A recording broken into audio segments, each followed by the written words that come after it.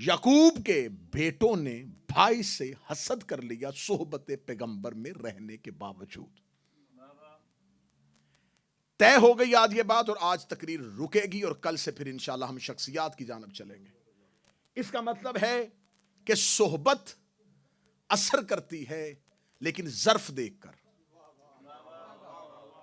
جیسا ظرف ہوگا، جیسی وسعت ہوگی، جیسا ذہن ہوگا، صلاحیت ویسی ہی ہوگی.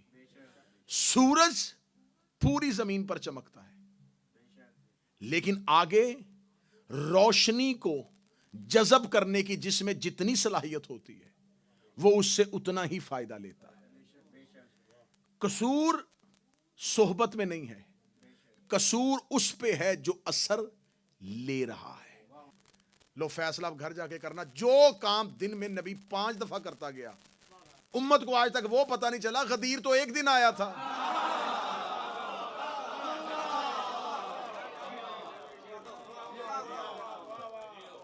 بھائی ساری دنیا سے ہمیں کہہ رہا جی علی ولی اللہ منوائیں، علی ولی اللہ منوائیں. کیسے منوائیں؟ جو کام رسول نے دن میں 5 دفعہ ریپیٹ کیا بھی لوگوں کے سامنے. امت آج تک یہ نہیں پتا کر سکی یہاں تھے، یہاں تھے، یہاں تھے، یہاں تھے. جب رسول ہاتھ رکھ رہے تھے تم تھے کہاں؟ اب اس کا مطلب ہے کہ اصحاب اکٹھے مسلمان نہیں ہوئے. کوئی پہلے صحبت میں آیا، کوئی بعد میں آیا، کوئی بعد میں. اب کسی کے پاس مکمل دین ہو ہی نہیں سکتا. کسی کے پاس مکمل دین نہیں ہو سکتا کیونکہ پہلے دن جب رسول نے کہا تھا قولوا لا الہ الا اللہ، تو کسی کو پہلے دن سے ساتھ ہونا چاہیے تھا. پھر وہ بتا سکتا ہے یہ آیت تب آئی تھی، یہ آیت تب آئی تھی، یہ آیت تب آئی تھی، یہ آیت تب آئی. صحبت انبیاء پہ رہتے ہوئے بھی ہر شخص ہدایت یافتہ نہ ہو سکا. جس کی مثال ہم نے دی کہ اللہ کے اصحاب میں سے بھی ایک صحابی غلط نکلا، آدم کے بیٹوں میں سے بھی ایک صحابی غلط نکلا. نوح کے بیٹا صحابی ہو کے بیٹا ہو کے ہدایت یافتہ نہ ہو سکا. پھر گفتگو رک گئی تھی برادران یوسف پہ. حضرت یوسف کے پاس ایک ایسا کمال تھا جس سے بھائیوں نے حسد کیا. پوری کی پوری کہانی خدا نے قرآن میں لکھی ہے، اور یہ ایسی کہانی ہے جسے اللہ نے قرآن میں احسن القصص کہا ہے، بہترین کہانی. اب وہ کتنی اچھی ہوگی جسے اللہ بہترین کہہ رہا ہے. قرآن کہانیوں کے مجموعے کا نام نہیں، نصیحتوں کا نام ہے. یقین کیجئے کہ اگر کوئی مسلمان قرآن کو ماضی سمجھ کے پڑھتا ہے وہ قرآن کو سمجھتا ہی نہیں ہے. خدا ماضی کے آئینے میں مستقبل کو دکھا رہا ہوتا ہے. یہی وجہ ہے کہ دنیا میں جتنی کتابیں لکھی گئیں وہ کسی ایک ٹاپک پہ لکھی گئیں، کسی ایک موضوع پہ لکھی گئیں. قرآن واحد کتاب ہے جو ہے مختصر لیکن جامع اتنی ہے کہ اس کے اندر ہر موضوع پہ بات ہوئی ہے. قرآن کے اندر نبیوں کی کہانیاں بھی ہیں اور قیامت کے حالات بھی ہیں. اس سے واضح کتاب ہو ہی نہیں سکتی جس کے اندر اختصار بھی ہو اور جامعیت بھی ہو، مختصر بھی ہو اور واضح بھی ہو، اشارے بھی ہوں، کھل کے بھی بات ہو سکے. لہٰذا خدا نے قرآن میں جو کہانیاں لکھی ہیں یہ کہانیاں نہیں ہیں. ان نبیوں کی باتوں میں خدا معیار طے کر رہا ہے. جیسا کہ خدا نے سورہ یوسف کو احسن القصص کہا، لیکن بدبختی ہے مسلمانوں کی کہ لوگوں نے اور مسلمانوں نے حضرت یوسف کی سورت کو، سورہ یوسف کو، یوسف کی کہانی کو عشق کی داستان سمجھ لیا، محبت کی داستان سمجھ لیا. یہ زلیخا اور یوسف کے عشق کی کہانی ہے. اللہ عشق زلیخا بیان نہیں کر رہا، کردار یوسف بیان کر رہا. اگر آپ سورہ مبارکہ یوسف سے نتیجہ نکال لیں گے تو 3 چیزیں نکلیں گی، 3 مرکزی کردار نکلیں گے اس کہانی سے: آنسو، عشق، محبت. یعقوب کی آنسو، باپ کا بیٹے سے عشق، یوسف کی اللہ سے محبت.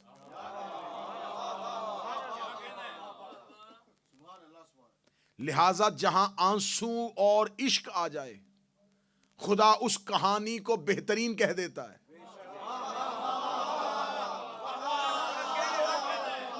جہاں آنسو اور عشق اکٹھے ہو جائے خدا اسے احسن القصص کہہ دیتا ہے.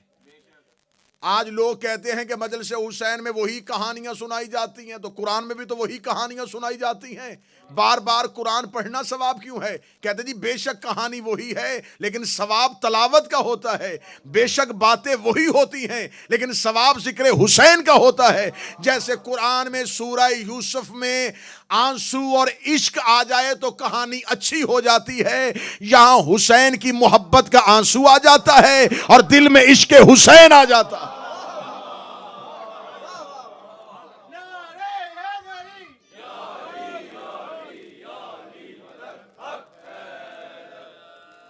اب خدا نے اس صورت میں کیا ہے، اس صورت کے اندر اللہ نے رکھا کیا ہے، متوجہ رہیے گا صاحب. خدا نے اس صورت کے اندر اس کا آغاز جو ہے اس میں حضرت یوسف جو ہیں وہ اپنے باپ حضرت یعقوب کو اپنا خواب سناتے ہیں، اور خواب سناتے ہوئے حضرت یوسف علیہ السلام کہتے ہیں کہ بابا میں نے خواب دیکھا ہے جس میں میں نے ایک سورج اور 11 ستاروں کو اپنے سامنے آتے ہوئے دیکھا، اور وہ 11 ستارے جو ہیں وہ مجھے سجدہ کر رہے ہیں. خدا قرآن میں کہتے ہیں جیسے ہی حضرت یعقوب نے یوسف کا خواب سنا فوراً، آیت ہے قرآن کی، فوراً بول کے کہا یہ خواب بھائیوں کے سامنے نہ بیان کرنا، یہ خواب بھائیوں کے سامنے، آیت ہے قرآن کی، یہ خواب مجھے بتا دیا ہے، بھائیوں کو نہ بتانا.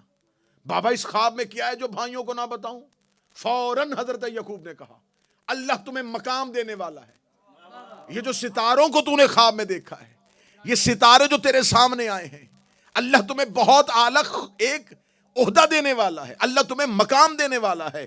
میں نے پہلے کہا تھا کہ خدا ماضی بیان نہیں کرتا، خدا مستقبل بیان کرتا ہے.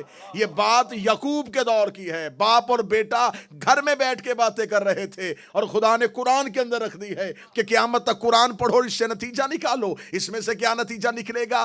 حضرت یوسف نے کہا کہ میں نے ستارے جھکتے ہوئے دیکھے ہیں. باپ نے کہا اللہ تمہیں مقام دینے والا ہے. خدا نے قرآن میں باپ اور بیٹے کا مکالمہ اس صورت کے اندر رکھ دیا اور دنیا کو بتا دیا ہے کہ یوسف نے اپنے باپ نبی سے پوچھا تھا کہ میرے سامنے ستارے جھک رہے ہیں، اس نے کہا اللہ تمہیں مقام دینے والا ہے. خدا نے قرآن میں معیار بتا دیا ہے کہ جب کسی کے گھر ستارہ جھک جائے اللہ اسے مقام دیتا ہے، جب کسی کے گھر پہ ستارہ جھک جائے اللہ اسے مقام دیتا ہے. اور پھر حضرت یعقوب نے فوراً کہا تھا اپنے بھائیوں سے خواب کا تذکرہ نہ کرنا کیونکہ تیرے سامنے ستارے جھکے ہیں، بھائی تم سے حسد کریں گے.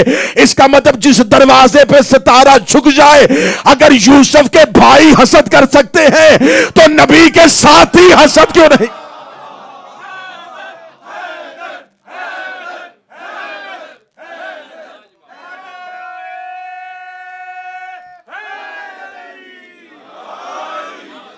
بھائی تم سے حسد کریں گے.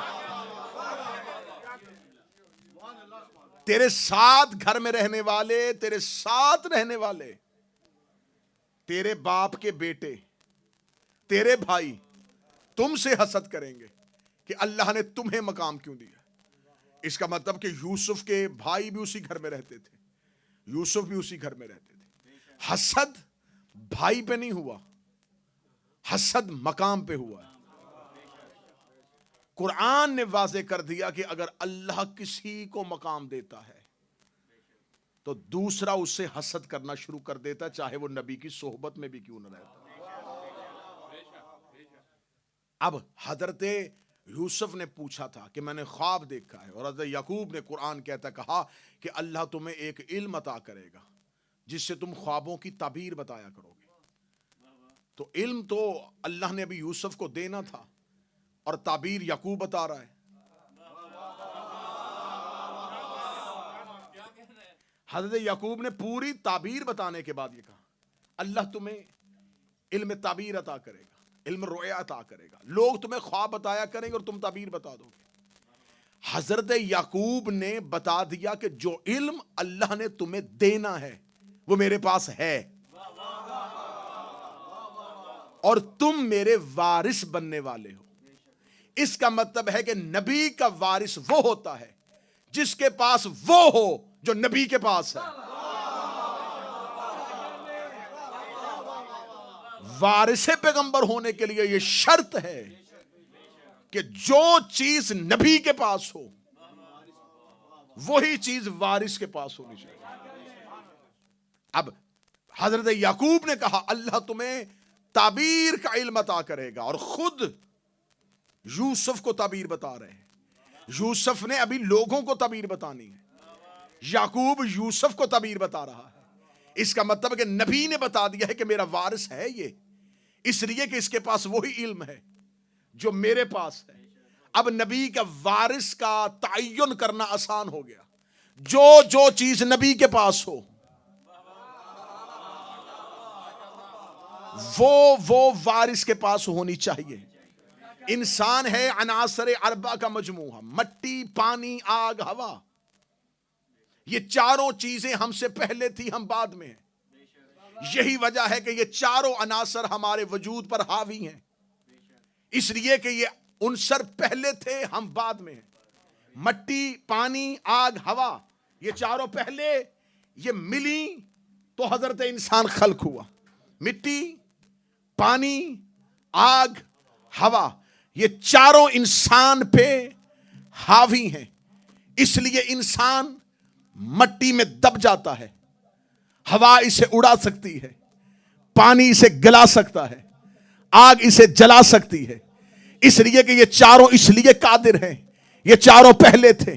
ان چاروں کا پہلے ہونا ہم پر قادر ہونے کی دلیل ہے۔ یہ ہم پر قدرت اس لیے رکھتے ہیں، یہ ہم پر اختیار اس لیے رکھتے ہیں۔ مٹی پہلے تھی، ہم بعد میں، پانی پہلے تھا، ہم بعد میں، آگ پہلے تھی، ہم بعد میں، ہوا پہلے تھی، ہم بعد میں۔ اس لیے مٹی دبا دیتی ہے، ہوا اڑا دیتی ہے، آگ جلا دیتا ہے، پانی گلا دیتا ہے۔ اس لیے جو چیز پہلے ہو وہ دوسرے پہ قادر ہوتی ہے۔ اس کا مطلب انسان چار عناصر سے ملا، چاروں انسان پہ قادر ہو گئے۔ کہاں جا کے دنیا کو اہل بیت کا اختیار بتاؤ؟ اگر یہ عناصر اربع سے ہوتے تو یہ عناصر اربع پہ قادر نہ ہوتے۔ علی قبر کے اندر آ جاتا ہے، ہوا کے اندر ستارے کو نیچے بلا لیتا ہے، آگ کو بجھا سکتا ہے۔ اس کا مطلب ہے یہ آدم کے بعد نہیں، یہ آدم سے پہلے۔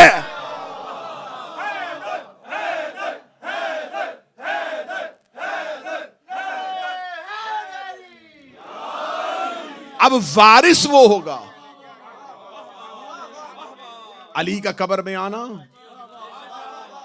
علی کا قبر میں آنا، رسول کا معراج پہ جانا، اس بات کی دلیل ہے کہ یہ ان عناصر پہ قادر ہے۔ مٹی نہیں تھی اور یہ تھے، پانی نہیں تھا یہ تھے۔ اس لیے تو کہا جاتا ہے کہ آدم ابھی مٹی اور پانی کے درمیان تھا۔ درمیان سے مراد یہ نہیں ہے کہ ابھی فیصلہ ہو رہا تھا، مٹی اور پانی کے درمیان کوئی خمیر پڑا ہوا تھا۔ اس کا تعین یہ ہے کبھی آدم کی تخلیق مقصود بھی نہیں تھی اور یہ تھے۔ پوری ذمہ داری کے ساتھ لفظ کہہ رہا ہوں۔ اب وارث وہ ہے جس کے اندر وہ قابلیت اور وہ صلاحیت موجود ہو۔ یعقوب کے بیٹوں نے بھائی سے حسد کر لیا صحبت پیغمبر میں رہنے کے باوجود۔ طے ہو گئی آج یہ بات، اور آج تقریر رکے گی اور کل سے پھر انشاءاللہ ہم شخصیات کی جانب چلیں گے۔ اس کا مطلب ہے کہ صحبت اثر کرتی ہے لیکن ظرف دیکھ کر۔ جیسا ظرف ہوگا، جیسی وسعت ہوگی، جیسا ذہن ہوگا، صلاحیت ویسی ہی ہوگی۔ سورج پوری زمین پر چمکتا ہے لیکن آگے روشنی کو جذب کرنے کی جس میں جتنی صلاحیت ہوتی ہے وہ اس سے اتنا ہی فائدہ لیتا ہے۔ قصور صحبت میں نہیں ہے، قصور اس پہ ہے جو اثر لے رہا ہے۔ تو اب ہمارے اوپر جو الزام ہے کہ ہم نے صحبت پیغمبر پہ رہنے والے تمام افراد کو نہیں مانا، تو میں یہاں ویڈیو کیمرے کی موجودگی میں کہوں گا، میں اپنے برادران اہل سنت سے مخاطب ہوں۔ برادران اہل سنت کے مشہور رائٹر، مشہور ہسٹورین ابن اسیر نے ایک کتاب لکھی اسد الغابہ فی معرفت الصحابہ، جس میں انہوں نے 9 جلدوں پہ یہ کتاب ہے یا 11 جلدوں میں بھی ہے، اس میں انہوں نے 7,500 اصحاب نبی کا تذکرہ بیان کیا ہے۔ اس کے علاوہ جتنی بھی کتابیں ہیں، سیر الصحابہ ہے، پھر اس کے بعد حیات الصحابہ ہے، اس کے بعد آپ طبری کو اٹھا کے دیکھیں، آپ جتنے بھی مورخین جنہوں نے صرف اصحاب رسول پہ بات کی ہے، اگر آپ ان کی ٹوٹل تعداد ملائیں گے تو 15,000 بنتی ہے، یعنی کہ 15,000 صحابہ کی بات ابھی تک اہل سنت نے بھی کی ہے، جن کا نالج وہ آگے پہنچا چکے ہیں کہ یہ نہیں صحابی تھے، یہ ان کا نام تھا، یہ قبیلے تھے، ان کی تعداد 15,000 ہے۔ غدیر میں جو مجمع تھا وہ 1.25 لاکھ صحابہ کا تھا۔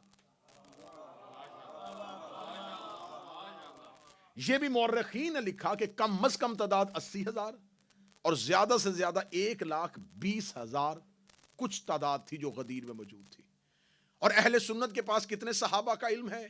15,000 کا۔ تو جو اعتراض آپ 1400 سال سے ہم پہ کر رہے ہیں کہ شیعہ صحابہ کو نہیں مانتے، تو یہی اعتراض میں دہرانے لگا ہوں، آپ بھی تو سب کو نہیں مانتے۔ اگر آپ سب کو مانتے تو آپ کے پاس تو 15,000 صحابہ کا علم ہے، باقی وہ صحابہ کہاں ہیں؟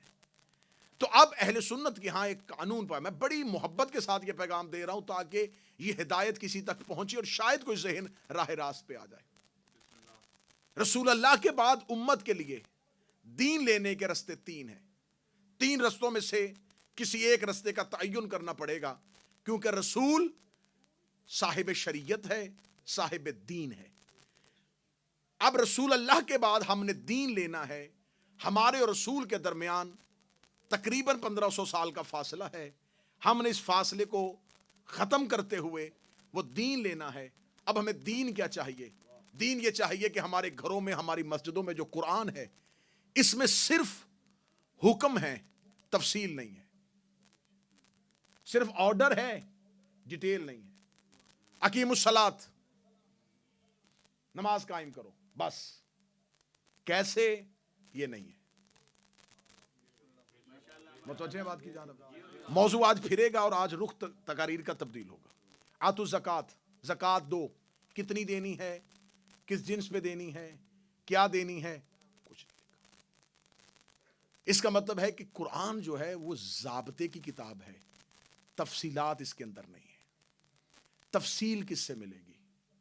رسول اللہ سے۔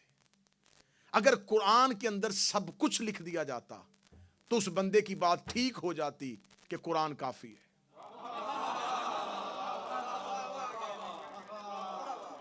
آج کی تقریر کو میرے نوجوان بچے غور سے سنیے گا، اس میں میں اپنے مذہب کو کھل کے بیان کروں گا۔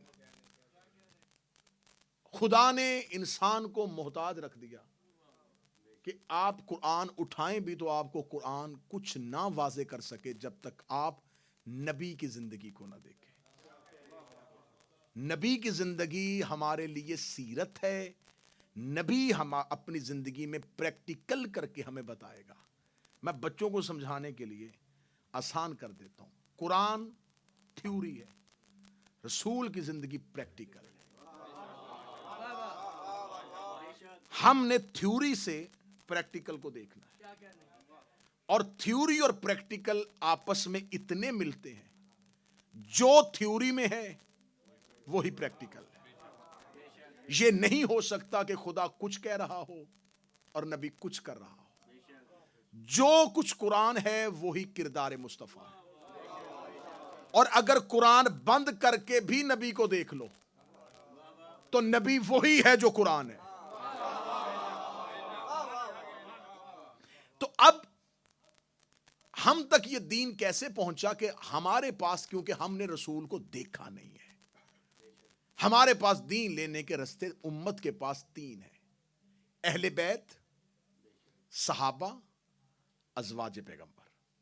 کیونکہ یہ 3 طبقے، 3 گروہ ایسے ہیں جن کا تعلق ڈائریکٹ رسول سے ہے۔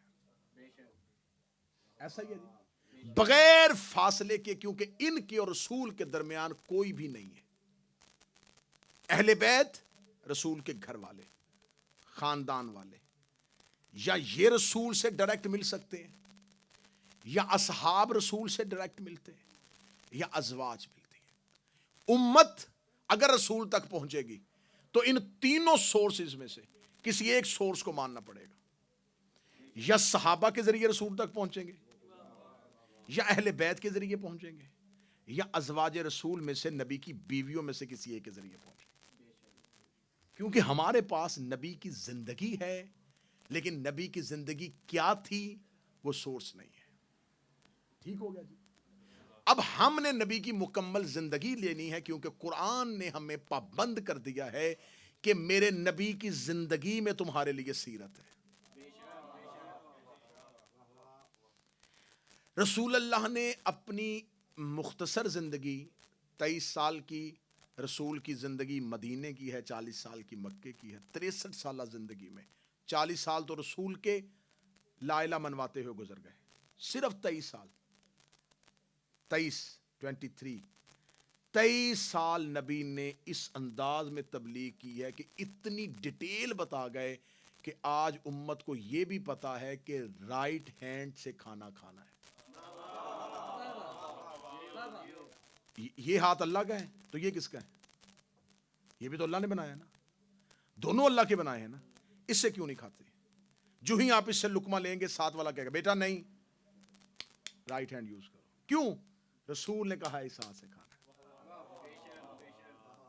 ہاتھ یہ بھی تو اللہ کا ہے، لیکن یہ رسول نے کہا ہے اس سے کھانا ہے۔ امت کو یہ پتا ہے کہ نبی یہ بتا گئے کہ کھانا کس ہاتھ سے ہے، یہ نہیں بتا گئے کہ میرے بعد خلیفہ کون ہے۔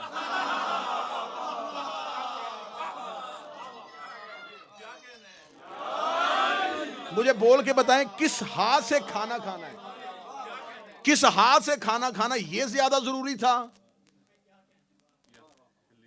یا میرے بعد خلیفہ کون ہوگا یہ زیادہ ضروری ہے؟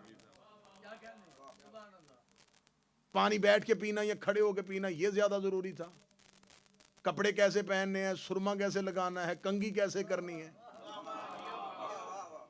خوشبو کیسے لگانی ہے، ٹوائلٹ میں پہلے کون سا پاؤں رکھنا ہے، ہاں ہاں ہاں، یہ آداب یہ تک بتا گئے، اور یہ بتا کے نہیں گئے کہ میرے بعد جانشین کون ہوگا۔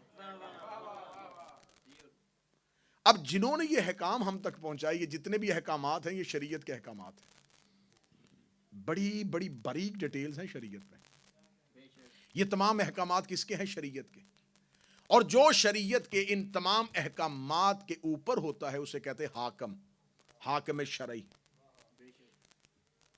مجھے کسی ہسٹری کی کتاب سے نہیں ملا کہ رسول اللہ کے بعد صحابہ نے بیٹھ کے یہ فیصلہ کیا آئیں احکامات مل کے تھوڑے سے ٹھیک کر لیں۔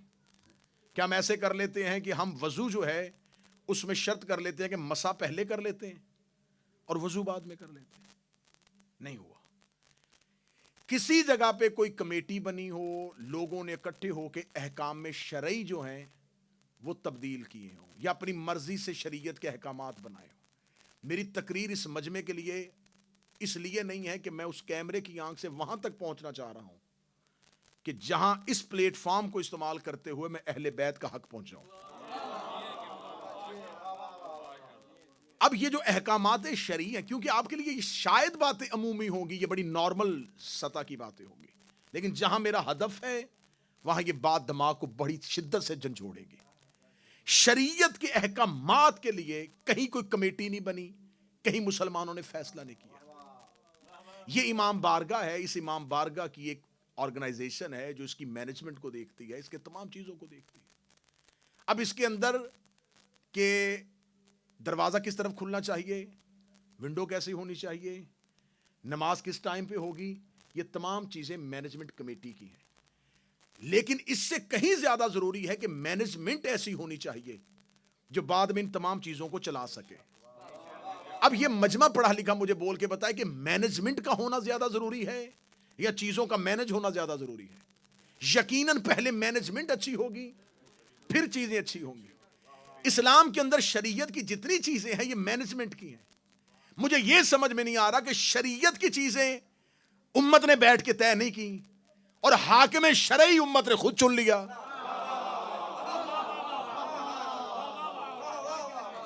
احکامات سے زیادہ حاکم شرعی ضروری تھا. اس کے لیے رسول فیصلہ نہیں کر کے گئے اور امت نے اس کا انتخاب کر لیا. 3 سورسز ہیں ہمارے پاس, چوتھا ہے ہی نہیں. یہ 3 طبقے ہیں جن کا ڈائریکٹ نبی سے تعلق ہے. اہل بیت, ازواج, صحابہ. یہ مکتب جعفریہ کا سب سے ادنا طالب علم مائک پہ کہہ رہا ہے, واحد اسلام کے فرقوں میں سے واحد فرقہ ہمارا ہے جو صرف اور صرف نبی کے بعد اہل بیت سے دین لیتے ہیں. ہم عزت سب کی کرتے ہیں, دین نہیں لیتے. احترام کرتے ہیں, ہم نبی کی ازواج کا بھی احترام کرتے ہیں. یہ الزام ہے, میں ایک ایک تقریر میں سارے الزام دھوں گا. یہ جتنے الزام ہیں صرف جھوٹے الزام, اور ممبر پہ کوئی وضاحت کرنے کے لیے تیار نہیں. بس ٹھیک ہے, قسمیں کھانی شروع کر دیتے ہیں. نہیں, ہم کرتے ہیں. میں بتاؤں گا کہ ہم کیا کرتے ہیں اور کیا نہیں کرتے, کسے مانتے ہیں اور کسے نہیں مانتے. اور جو بتاؤں گا مانتے ہیں وہ بھی دلیل دوں گا, اور جنہیں نہیں مانتے اس کی بھی دلیل دوں گا. اب 3 سورسز میں سے واحد ہم ہیں جن کے پاس صرف اور صرف ایک ہے. ہم کہتے ہیں دین نبی کے بعد اہل بیت سے لیں گے. کیوں؟ اس کی دلیل ابھی میں نے آپ کے سامنے پڑھا کہ جو چیز وراثت میں جاتی ہے, جو چیز موروث کے پاس ہو, وہی میراث میں جاتی ہے. نبی معصوم ہے. ہم دین اہل بیت سے اس لیے لیتے ہیں کہ اہل بیت بھی معصوم ہے. ہمیں اتنا سا بھی خطرہ نہیں کہ کوئی چیز ہم تک غلط پہنچ جائے گی. ہم عصمت کے قائل ہیں. ہم نے کہا کہ ہمارے ہاں اہل بیت کی عصمت ثابت ہے کہ جیسا نبی معصوم ہے ویسے اہل بیت معصوم ہے. اب ہمارے مقابلے میں ایک مذہب بنا جنہوں کا نہیں, تم لوگوں نے اس سورس کو ترجیح دی ہے, ہمارے پاس دوسرا سورس ہے, صحابہ. ہم نے کہا بھائی کیسے دین لے سکتے ہو؟ ہم اہل بیت سے اس لیے لیتے ہیں وہ معصوم ہے. اب انہوں نے ہماری عصمت کے مقابلے پہ خود کو صحابہ کو معصوم وہ کہہ نہیں سکتے تھے.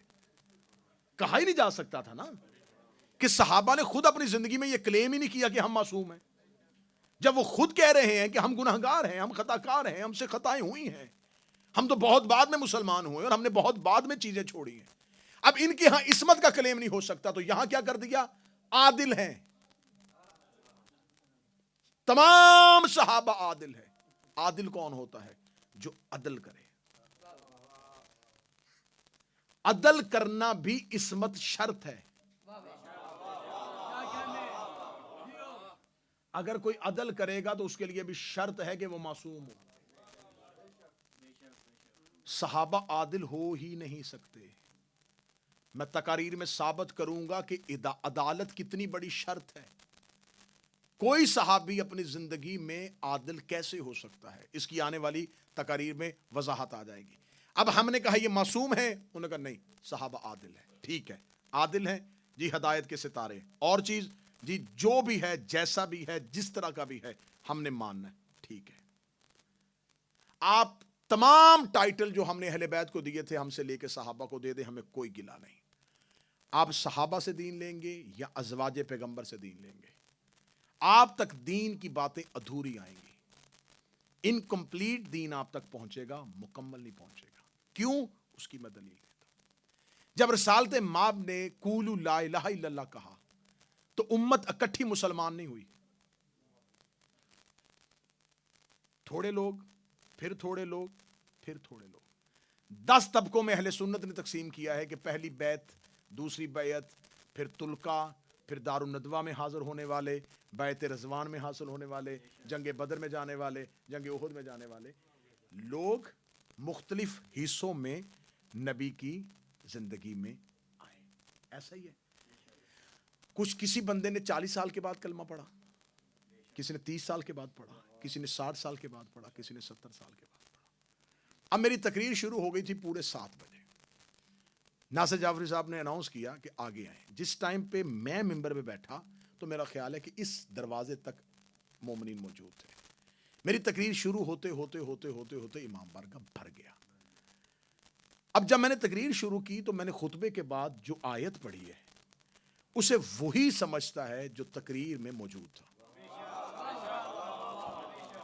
بچے بات کو سمجھ رہے ہیں؟ میں بڑا آسان کر رہا ہوں کہ بار بار کے اچھے طریقے سے بات کروں. جن لوگوں نے خطبہ سنا ان کو یاد ہے کہ میں نے تلاوت میں کون سی آیت پڑھی, پھر میں نے پہلا جملہ کہا. کچھ لوگ 5 منٹ بعد آئے, کچھ 10 منٹ بعد آئے, کچھ 20 منٹ بعد آئے, کچھ 30 منٹ بعد آئے, کچھ مہربان آئیں گے بہت بعد میں. اب جو بالکل آخر میں آیا اسے میری تقریر بالکل بھی یاد نہیں ہے, پتہ ہی نہیں اسے.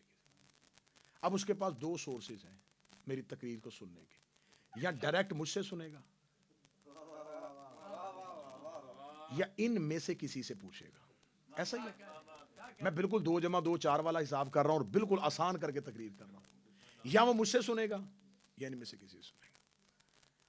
مجھ سے وہ سن نہیں سکا, میں مجلس پڑھنے کے بعد چلا گیا. اب اس نے اس مجمع میں سے لوگوں سے پوچھا آج کیا تقریر ہوئی. اب جس نے میری تقریر سنائی اس نے اپنے انداز سے سنائی. کسی نے کہا جی آج صحابیت پہ بات ہوئی ہے, بچے نے کہا نہیں اس اب میری تقریر ایک تھی لیکن 1 گھنٹے بعد وہ مختلف حصوں میں تقسیم ہو گئی. اب میں چلا گیا اور بعد میں مجھے کسی نے پوچھا آپ نے یہ بھی پڑھا تھا, یہ بھی پڑھا تھا, یہ بھی. میں نے کہا نہیں, کس نے کہا؟ میں نے جس سے سنا اس نے یہ کہا, میں نے جس سے سنا یہ کہا, میں نے جس سے سنا یہ کہا. قصور میرا نہیں, جتنے راوی بدلتے گئے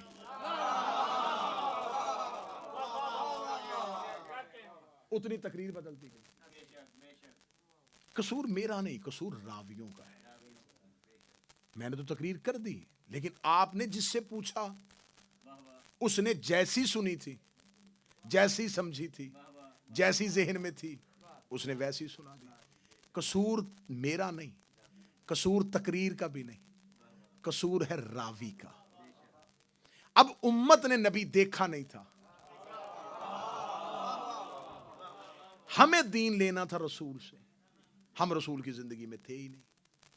اب ہم نے جو رسول کی صحبت میں بیٹھے تھے اگر ان سے پوچھا تو اب میں یہاں پر 1 گھنٹہ تقریر کروں. میں چیلنج کر کے کہتا ہوں 1 گھنٹہ تقریر کرنے کے بعد اس پورے مجمع سے کوئی ایک بندہ اٹھ کے یہ دعویٰ کرے کہ وہ میری تقریر لفظ با لفظ ورڈ بائی ورڈ جیسے میں نے پڑھی تھی ویسے سنائے گا.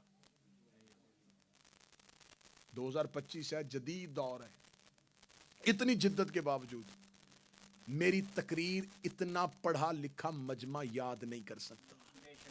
کتنی دیر بعد؟ 5 منٹ بعد بھی. ختم ہوتا ہی فوراً کا اٹھے جی ایک بندہ PhD پروفیسر اٹھ کے مجھے ورڈ بائی ورڈ جیسے شروع کی تھی وہاں سے لے کے آخر تک سنائے. کوئی نہیں سنا سکتا کیونکہ اب سن رہے ہیں, محفوظ نہیں کر رہے. لفظ ادھر ادھر ہو گئے. انسانی دماغ میں اتنی وسعت ہی نہیں ہے کہ وہ باتوں کا اتنا ذخیرہ اتنے محفوظ طریقے سے کر سکے. تو پھر گولی مارنی ہے, گالی دینی ہے, سوشل میڈیا پہ بحث کرنی ہے, تیری مرضی ہے. فیصلہ تم پہ چھوڑ کے جا رہا ہوں. مجھ جیسے طالب علم کی 1 گھنٹے کی تقریر اتنے پڑھے لکھے بندے یاد نہیں کر سکتے. نبی کی 23 سال کی تبلیغ چند دن پہلے بت چھوڑنے والے بندے کیسے یاد کر.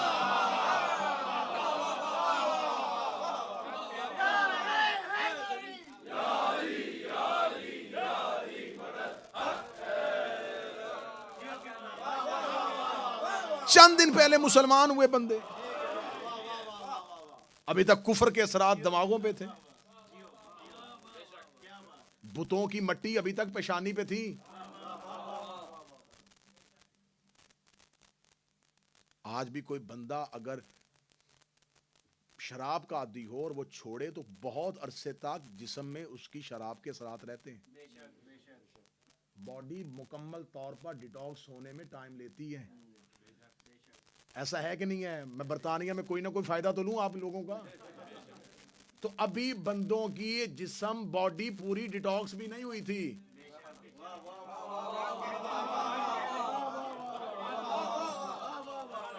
اور وہ آگے صحبت پیغمبر بیٹھے. تو کیسے ان کو سب کچھ یاد ہو سکتا ہے؟ کیسے ساری چیزوں کا پتہ چل سکتا ہے؟ نہیں ہو سکتا, ممکن ہی نہیں ہے, ہو ہی نہیں سکتا. وہ اکٹھے مسلمان نہیں ہوئے. حضور آپ لینا چاہتے ہیں دین لے لیں. آپ نے, میں نے کہا نا میری تقریر مختلف رنگوں میں کیوں تقسیم ہو گئی کہ آپ نے مختلف لوگوں سے میری تقریر پوچھی, کسی نے کچھ بتا دی, کسی نے کچھ بتا دی, کسی نے کچھ بتا دی. یہ راویوں کا قصور ہے اور یہی وجہ ہے راویوں کا کہ کوئی یہاں ہاتھ باندھ رہا ہے, کوئی یہاں باندھ رہا ہے, کوئی یہاں.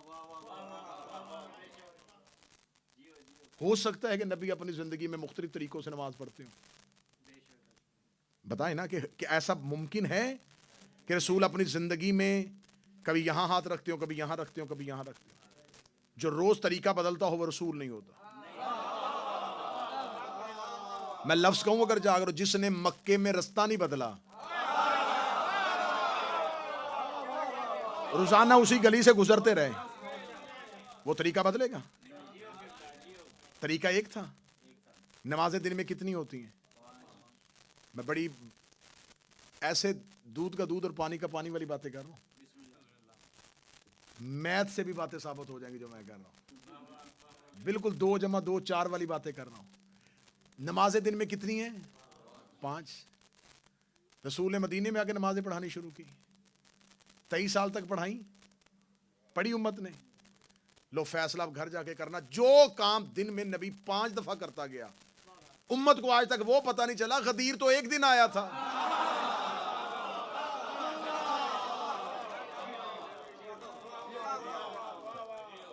بھائی ساری دنیا سے ہمیں کہہ رہا جی علی ولی اللہ منوائیں، علی ولی اللہ منوائیں، کیسے منوائیں؟ جو کام رسول نے دن میں 5 دفعہ ریپیٹ کیا بھی لوگوں کے سامنے، امت آج تک یہ نہیں پتہ کر سکی یہاں تھے، یہاں تھے، یہاں تھے، یہاں تھے۔ جب رسول ہاتھ رکھ رہے تھے تم تھے کہاں؟ اب اس کا مطلب ہے کہ اصحاب اکٹھے مسلمان نہیں ہوئے، کوئی پہلے صحبت میں آیا، کوئی بعد میں آیا، کوئی بعد میں۔ اب کسی کے پاس مکمل دین ہو ہی نہیں سکتا، کسی کے پاس مکمل دین نہیں ہو سکتا، کیونکہ پہلے دن جب رسول نے کہا تھا قولوا لا الہ الا اللہ، تو کسی کو پہلے دن سے ساتھ ہونا چاہیے تھا، پھر وہ بتا سکتا ہے یہ آیت تب آئی تھی، یہ آیت تب آئی تھی، یہ آیت تب آئی تھی، یہ آیت تب آئی تھی، یہ آیت تب آئی تھی۔ بندے مسلمان بعد میں ہوئے تھے۔ اب ہم سے پوچھو تم شیعہ سینہ چوڑا کر کے کیوں پھرتے ہو؟ تمہارے پاس دین کیسے؟ ہمارے پاس اس لیے ہے کہ جب علی نے آنکھ کھولی تھی نبی کی گود تھی، جب نبی نے آنکھ بند کی علی کی گود تھی۔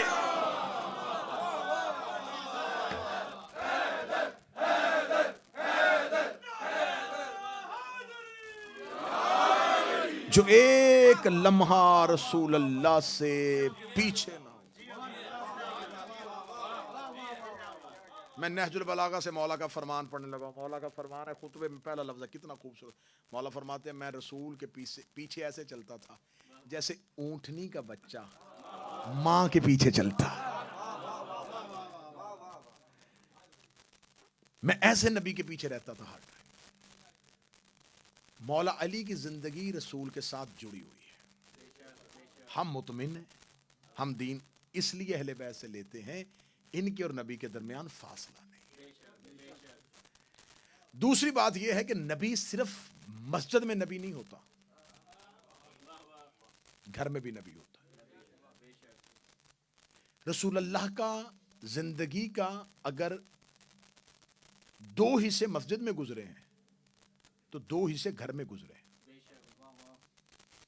رسول اللہ گھر میں بھی ہوتے تھے، تو یہ نہیں ہوتا تھا کہ رسول جب مسجد میں آتے تھے تو نبی ہو جاتے تھے، گھر میں جاتے تھے تو عام انسان ہو جاتے تھے۔ نبوت یہ کوئی جاب تو نہیں ہے نا،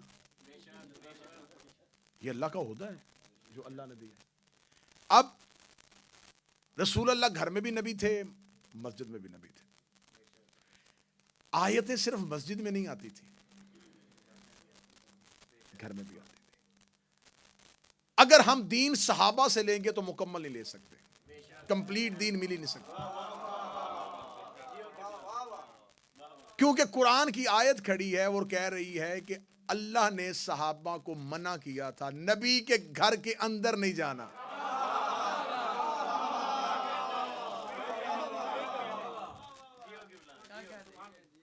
خدا نے شرط لگائی، کنڈیشن ہے قرآن کی، تم نبی کے گھر کے اندر نہیں جا سکتے، خبردار خبردار نبی کے گھر اگر جانا پڑ بھی جائے کسی مجبوری کے تحت، تھوڑی دیر بیٹھنا اور فوراً اٹھنا، زیادہ دیر وہاں بیٹھ کے آپس میں ایک دوسرے سے باتیں نہ کرنا۔ اتنا خدا سخت ہے اپنے نبی کے صحن کے بارے میں، خدا نے کہا اگر میرے نبی کے گھر میں جاؤ تو ان کے برتنوں کو بھی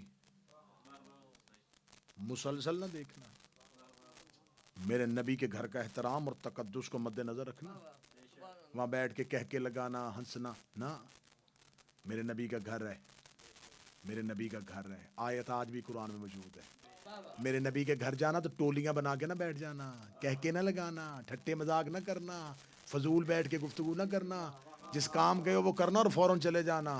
امام بارگاہ نبی کا گھر ہے۔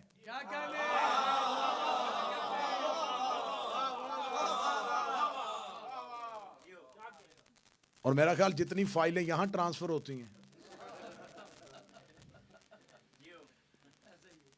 فلاں کے پاس یہ اور فلاں کے پاس وہ ہے، خدا را اس تقدس کو سمجھنا۔ ہاں یہاں سے نکلو تو پھر جو مرضی ہے۔ صحابی نبی کے گھر میں جا نہیں سکتے۔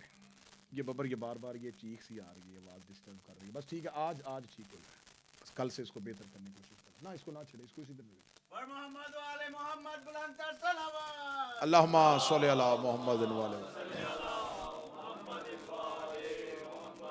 اب صحابہ سے دین نہیں لیا جا سکتا، اس لیے نہیں لیا جا سکتا کہ صحابی گھر کے اندر نہیں جاتے۔ اگر آپ کہیں کہ نبی کی بیویوں سے آپ مکمل دین لیں گے، مجبوری پھر قرآن بنا گیا ہے، اے نبی کی بیویوں گھر سے باہر نہ آنا۔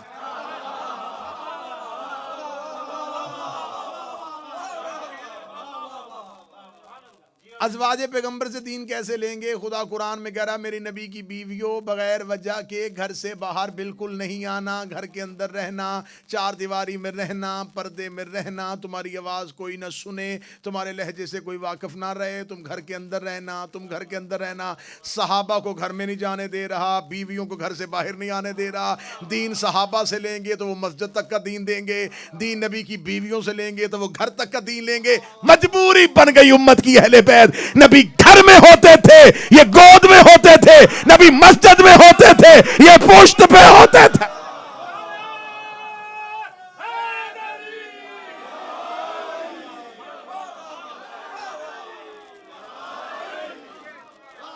مجبوری ہے اہل بیت۔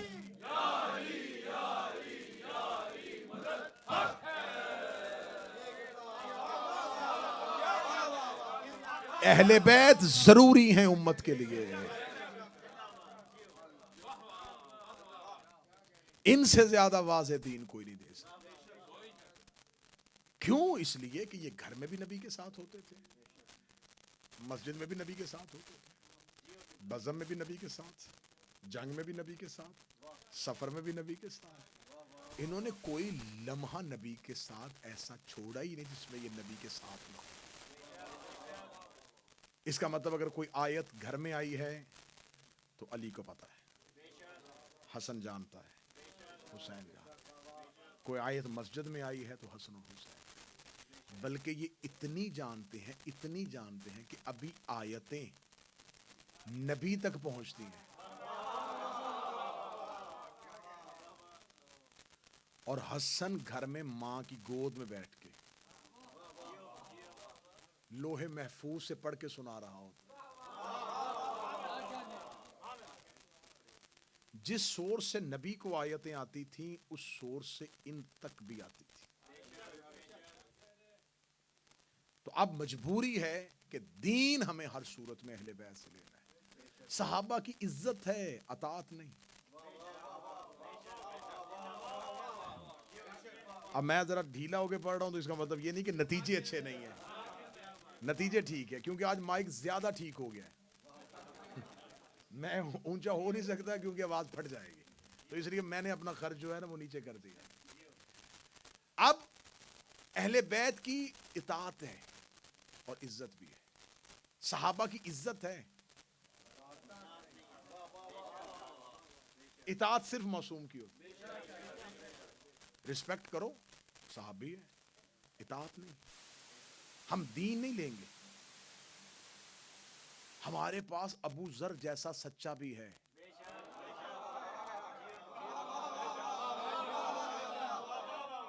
اگر ہم نے دین صحابہ سے لینا ہوتا تو ابو ذر جیسا سچا ہے، سلمان ایمان کے 10ویں درجے پہ ہے۔ ہمارے پاس عمار یاسر جیسا ہے، ہمارے پاس ابو ذر غفاری ہے، ہمارے پاس مقداد ہے، ہمارے پاس میثم تمار ہے، ہمارے پاس حذیفہ یمان ہے۔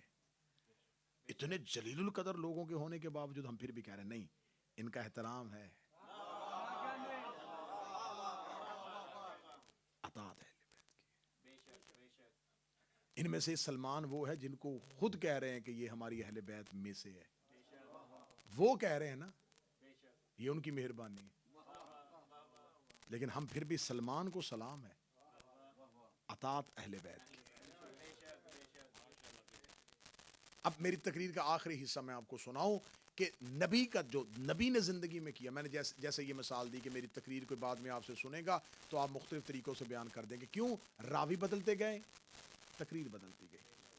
اب آپ یہاں سے باہر نکلے، یہاں سے باہر نکل کے آپ سے کسی نے سنا کیا مجلس پڑھی گئی آج وائز آرا میں، اس نے کہا یہ پڑھی گئی، اس سے آگے کسی نے پوچھا یہ پڑھی گئی، یہ پڑھی گئی، یہ پڑھی گئی، یہ پڑھی گئی، یہ پڑھی گئی۔ تقریر ایک تھی، کتنے حصوں میں تقسیم ہو گئی، کیونکہ جتنے درمیان میں راوی آ گئے اتنی تقریر کمزور ہو گئی۔ یقین کریں کہ چوتھے یا پانچویں سورس تک یہ بات پہنچی تو میری تقریر کا ایک لفظ بھی اس میں نہیں تھا، کیونکہ درمیان میں کٹ لگتے گئے، یہ ہو گیا، یہ ہوگا، یہ کہا، یہ کہا، یہ کہا، آگے آگے آگے اپنے قیاس، اپنی عقل، اپنی سوچ، اپنی باتیں اس کے اندر ایڈ کرتے کرتے میری اصل تقریر کو بالکل ختم کر کے نام میرا استعمال ہوا اور آگے پورا خیال اپنا کسی نے بھیج دیا۔ مجھے کسی نے فون کیا، جناب آپ نے دعائے زارا نارتھ ہیمپٹن میں یہ تقریر کی اور آپ کہیں فرعون کی تعریفیں کرتے رہے۔ میں نے کہا استغفر اللہ، کس نے کہا ہے؟ مجھے کل کسی نے فون کیا، اس نے کہا، وہ نہیں اس بندے نے کہا جی مجھے، وہ بندہ وہاں موجود تھا؟ نہیں، اس نے، میں پوچھتا ہوں کس سے پوچھا ہے، وہ موجود تھا؟ نہیں وہ موجود تھا، نہیں وہ موجود تھا، نہیں وہ موجود تھا، نہیں۔ آخر میں اس بندے تک پہنچا جو موجود تھا۔ میں نے کہا صاحب آپ نے میری تقریر اس کو بتائی، اس نے آگے بتائی، اس نے آگے بتائی، اس نے آگے بتائی، تو بڑا غلط الزام مجھ پہ لگ گیا۔ آپ موجود تھے؟ کہتا جی میں موجود تھا لیکن آخری 3 منٹ میں آیا تھا۔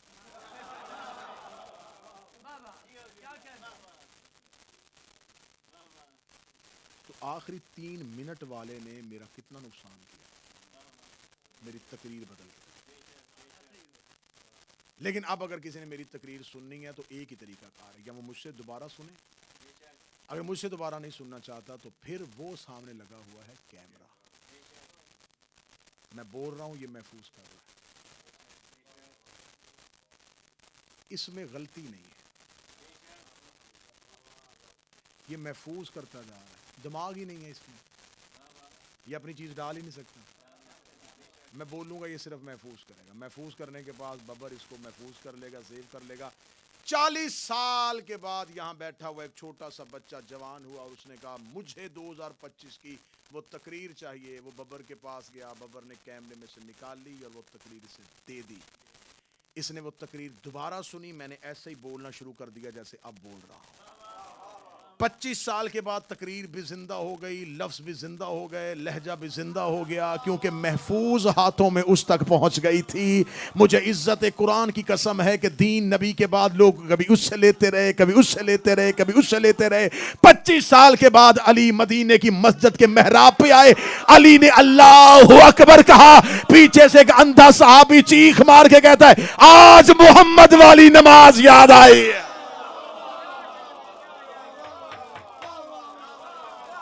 آج وہ نماز پڑھی ہے جو نبی کی زندگی میں پڑھتے۔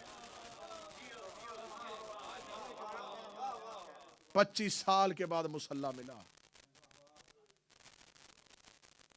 اللہ اکبر کہا، پیچھے سے اندھے صحابی کی آواز ہے، کون ہے مصلی پہ؟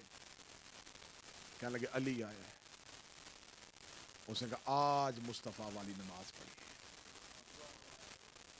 اس کا مطلب 25 سال تک امت نبی کی نماز کا طریقہ بدلا چکی تھی۔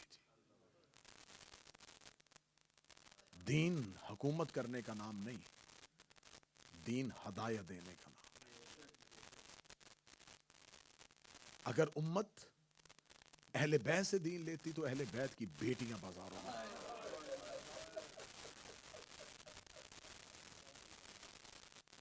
تھوڑی جا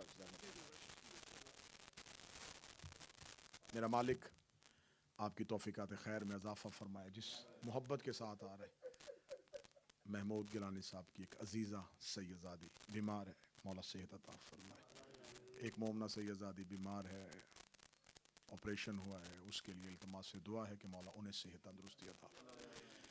اللہ اس بارگاہ پہ اپنا خاص کرم جاری فرمائے۔ ان بزرگوں کا، سبتین بھائی، محمود بھائی، مظہر شاہ صاحب، ناصر جعفری صاحب، ان کے بھائی اقلیم بھائی، ساجد شاہ، علی شاہ، یہ سب گلستان ایسے ہی مہکتا رہے. یہ عزا کا سلسلہ، نسل، پھر اس سے اگلی نسل، پھر اس سے نسل، جب تک وہ نہ آ جائے جسے پتا ہے کہ کتنی دیر کھڑی رہی.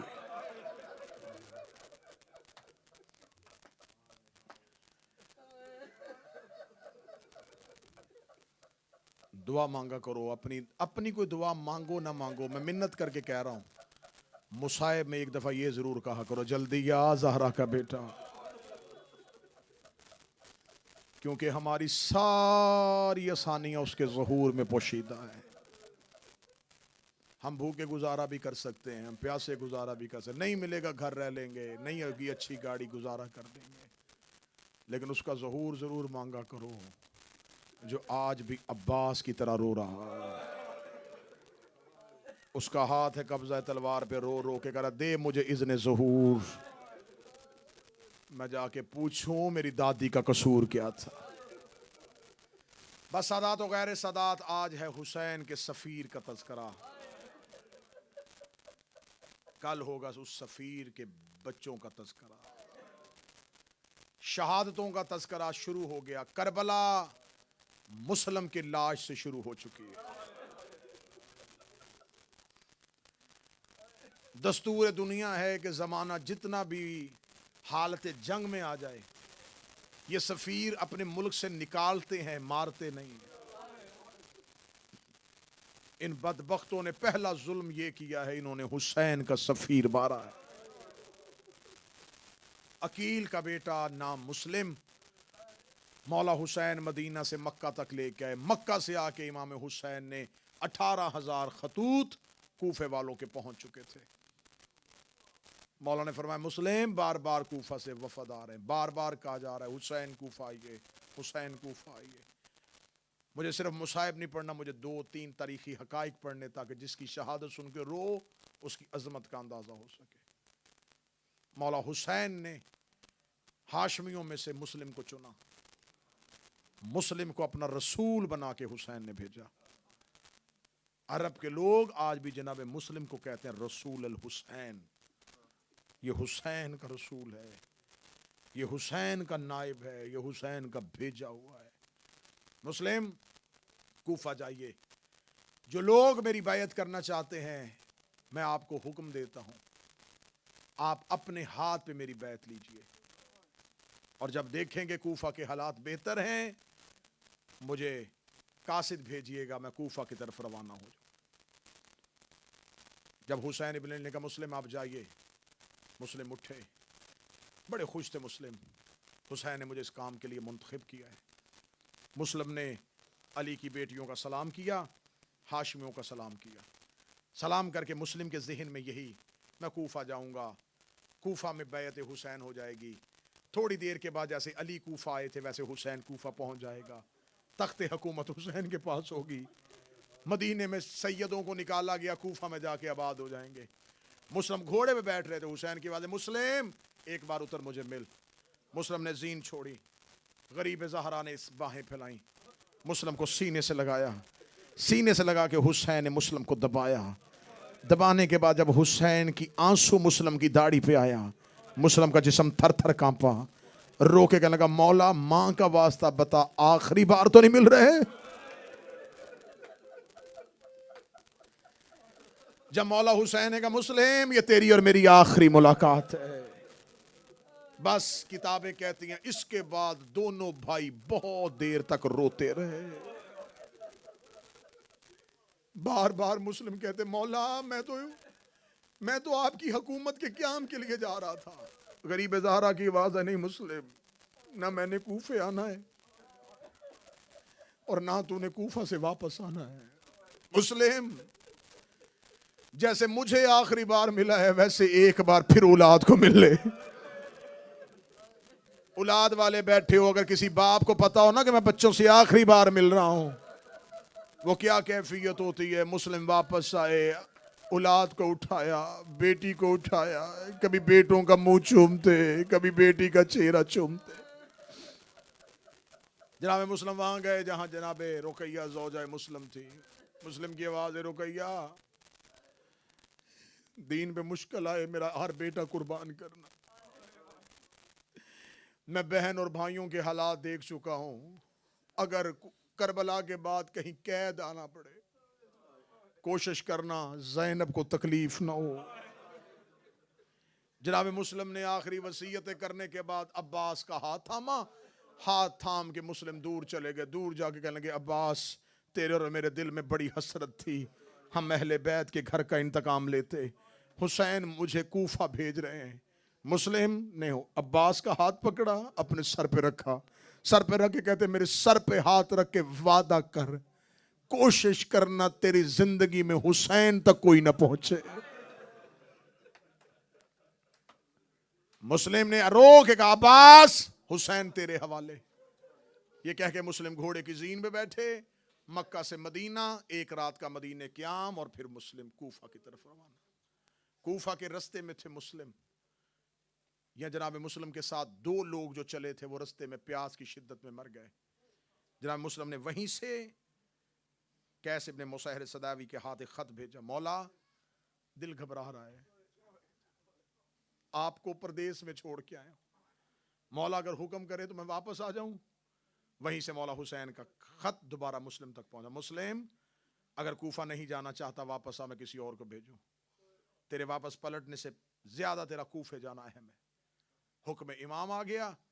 جناب مسلم نے کہا کہ ہو سکتا ہے میرے آقا کو میری ضرورت ہو میں نے تو اس لیے خط لکھا. مسلم کوفہ کی جانب چل پڑے. جناب مسلم کا کوفہ پہنچنا تھا. کتابیں کہتی ہیں 2 گھر یا مختار کے گھر یا سلیمان بن سرد خزائی کے گھر. صاحب ہدائی کہتا ہے دونوں گھروں میں رہے. پہلے جناب مختار کے گھر گئے. 1 رات کا قیام جناب مختار کے گھر. سلیمان بن سرد خزائی کے گھر میں جناب مسلم کا قیام ہوا. کوفہ کے شیعوں نے سلیمان کے گھر میں آ کے مسلم کی بیعت کرنی شروع کی. پہلی رات 6000 لوگوں کی بیعت. صبح تک 10,000 لوگ. اگلی ظہرین تک 12,000 لوگ. تاریخ کہتی ہے 25,000 لوگ 2 دن میں مسلم کے ہاتھ پہ حسین کی بیعت کر چکے تھے. جناب مسلم کا دل بھر گیا. کوفہ تو حسین کے ساتھ ہے. تلواریں حسین کے ساتھ ہیں. جناب مسلم نے مختلف گھروں میں اجتماعات کرنے شروع کر دیے. کبھی کسی کے گھر سردار کے گھر کبھی کسی رئیس کے گھر جناب مسلم کو مہمان بلایا جاتا. نعمان ابن بشیر حاکم کوفہ تھا. یہ کمزور تھا. خبر شام یزید تک پہنچ گئی. حالات کوفہ کے بدل گئے. حسین کا سفیر پہنچ چکا ہے. جوک در جوک لوگ مسلم کی بیعت کر رہے ہیں. اس نے معاویہ کا ایک عیسائی مشیر سر جان جس کا نام تھا اسے بلایا.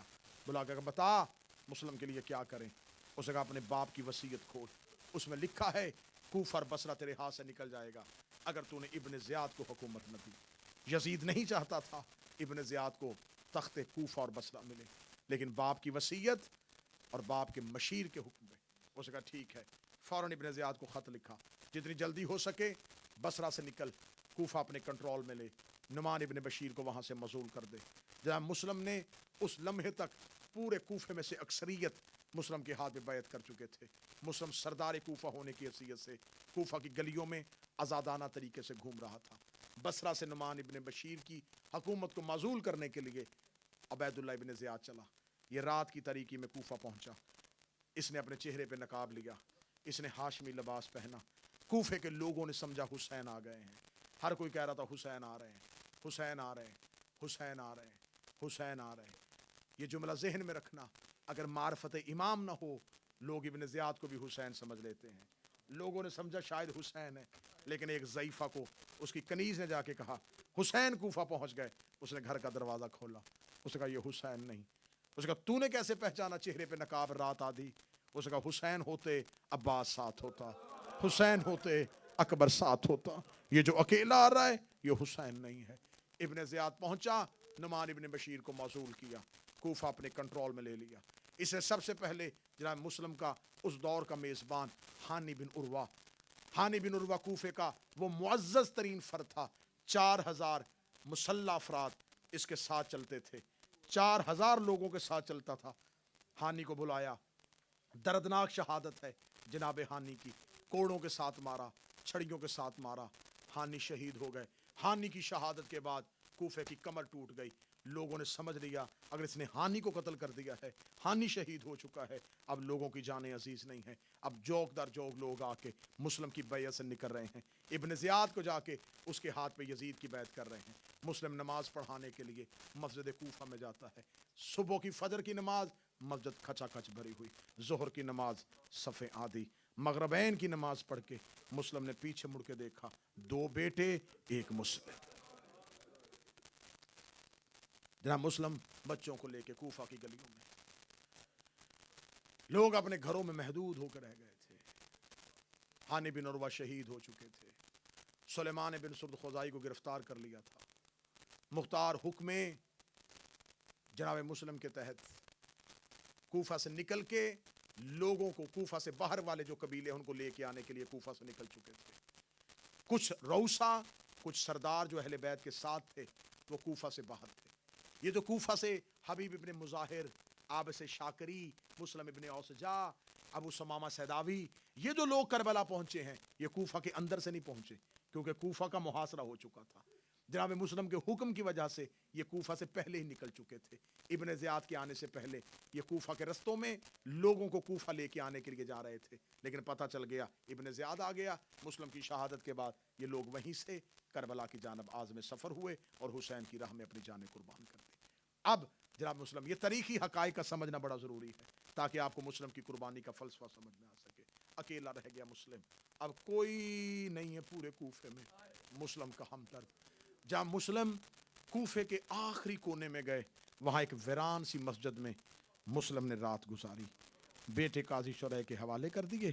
مسلم زندان, مسلم اس مسجد میں جو ایک بالکل بے آباد مسجد تھی وہاں رات گزارنے کے بعد صبح اٹھے. جہاں مسلم کوفہ کے باہر جانے کا رستہ ڈھونڈ رہے تھے, یا کوفے کی آخری گلی میں ایک گھر تھا جس کے دروازے پہ ایک ضعیفہ بی بی تسبیح پڑھ رہی تھی. آنکھوں کی بینائی اتنی نہیں تھی. مسلم قریب آ کے دیوار کے ساتھ لگ کے کھڑے ہو گئے. وہ عورت تسبیح پڑھ کے کہتی, زہرا حسین کے سفیر کی حفاظت کرنا. یا زہرا اپنے بیٹے کے سفیر کی حفاظت کرنا.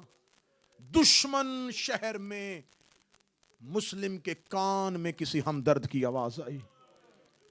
اس سطر کو جب میں نے پڑھا تھا تو میرا گریہ ہوا تھا, تم سنو گے تو کرنا. وہ ضعیفہ اپنے گھر کے دروازے پہ کیا کہہ رہی تھی؟ زہرا حسین کے سفیر کا تحفظ کرنا, حسین کے سفیر کو امان دینا.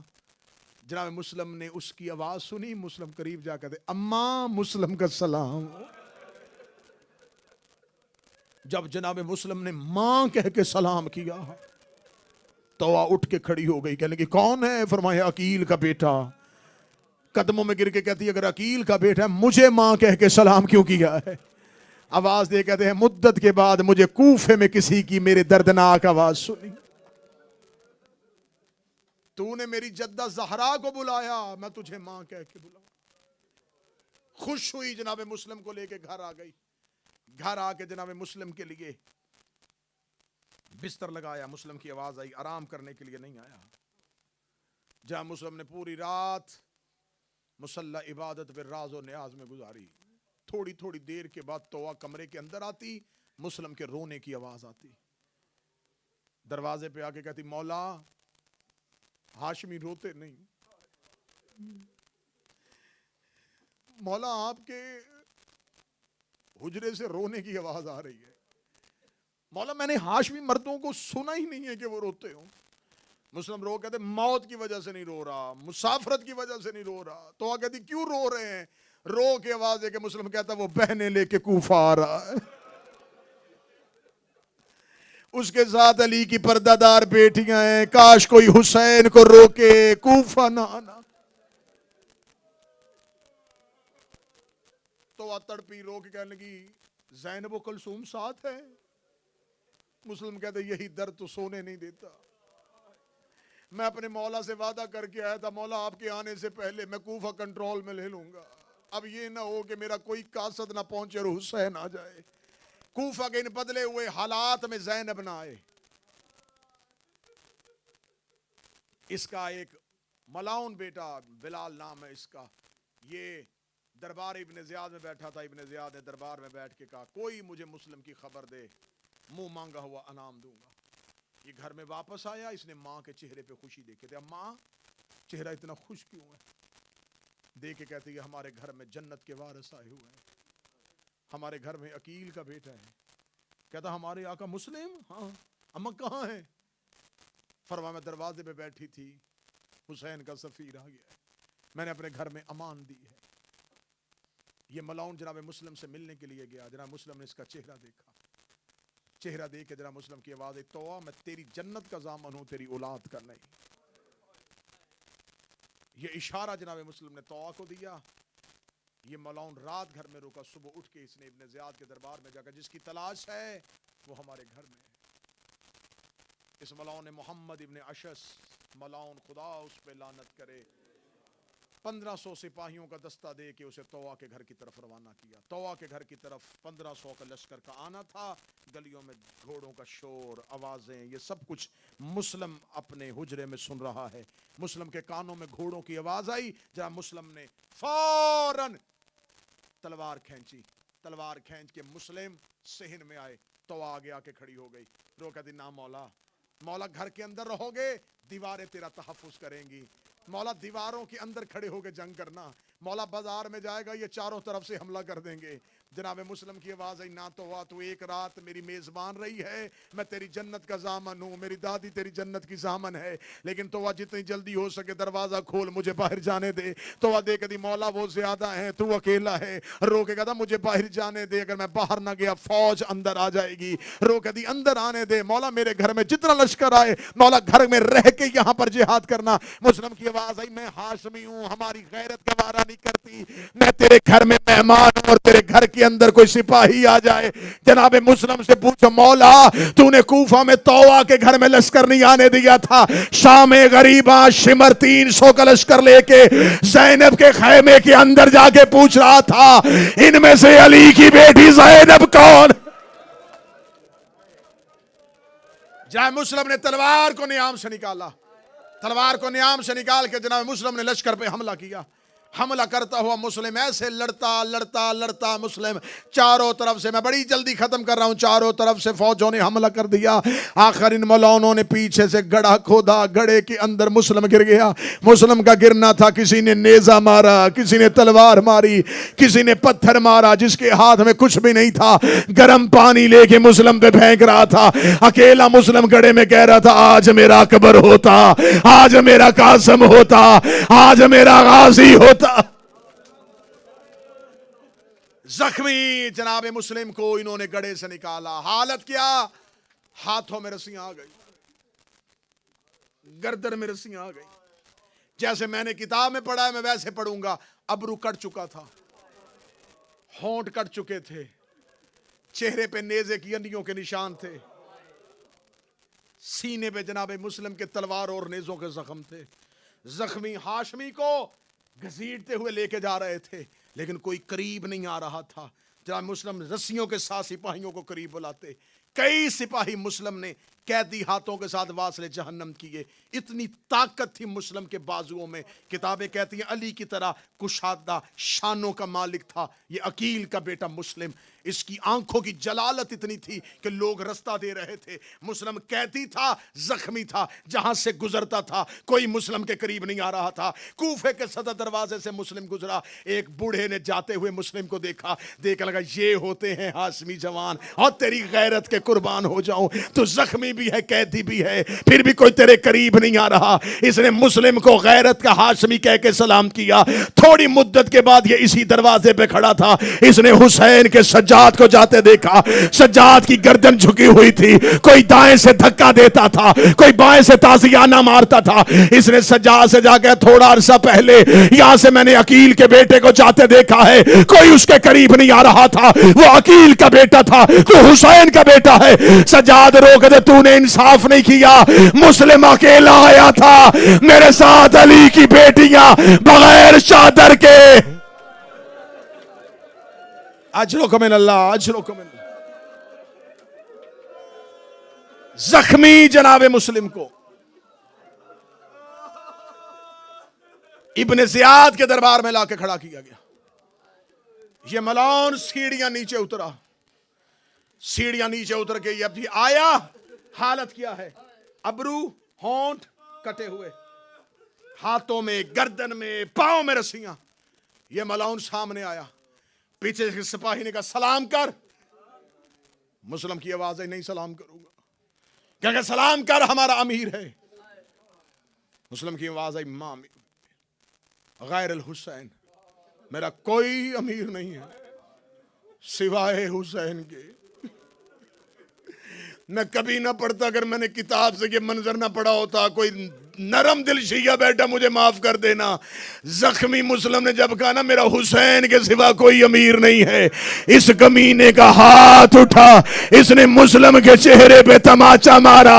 ادھر منزل زبالہ پہ مسلم کی بیٹی تڑپ کے اٹھی، رو کے کہتی اماں مجھے حسین سے ملا، میں نے خواب دیکھا ہے میرا بابا زخمی ہو گیا.